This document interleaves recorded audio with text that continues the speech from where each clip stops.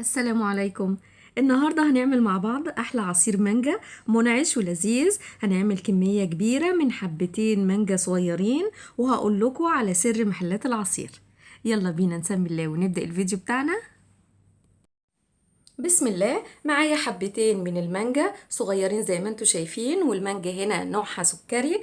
احسن نوع مانجا ممكن تعصروه المانجا الزبدية الطرية او السكري، بتديني كمية كبيرة من العصير وطرية كده زي ما انتوا شايفين.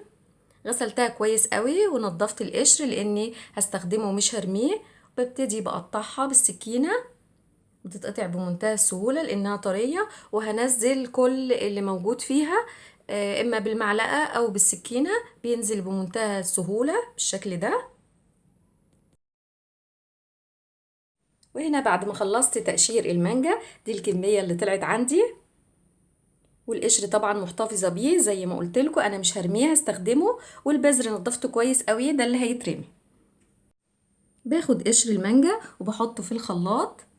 قشر المانجا السكري هنا بيكون خفيف وطري، مش بياخد وقت في العصر خالص. وهضيف معاه لتر من المية، مش بضيف سكر.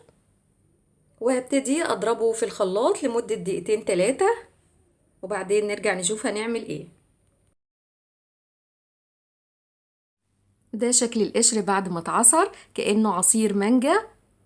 شايفين لونه وقوامه على فكرة مش خفيف. هاخده دلوقتي واصفيه بمصفى سلك تكون ضيقة، وهنزل بيه على قطع المانجا اللي انا مجهزاها للعصر. صفيته كويس قوي، وده اللي اتبقى، ده القشر هاخده وارميه. بقى العصير عندي صافي مفهوش اي شوائب مع قطع المانجا. وندخل بقى على سر الصنعة والمكون اللي بيضيفوا أصحاب محلات العصير لعصير المانجا. بيضيفوا البطاطا. هنا عندي حبة بطاطا مسلوقة ومتقشرة، الحبة هنا متوسطة. انتوا ممكن لو عايزين تزودوا الكمية تضيفوا حبة بطاطا أكبر من كده. بقطعها لقطع صغيرة. البطاطا متوفرة طبعا في السوق في أي وقت، ومش بيبان طعمها خالص مع عصير المانجا. بالعكس بتدي تقل ولون حلو، وطبعا فيها قيمة غذائية كبيرة، غير الناس اللي بتضيف نشا او تضيف جيلي. لا، انت هنا بتزودي العصير وبتدي قيمة غذائية للعصير كمان اكبر، وما بيأثرش على الطعم. وهنا نزلت على البطاطا بقطع المانجا وعصير قشر المانجا المتصفي، وهضيف عليهم السكر حسب الرغبة، ممكن تزودوا او تقللوا. وبنزل عليهم بلتر من المية.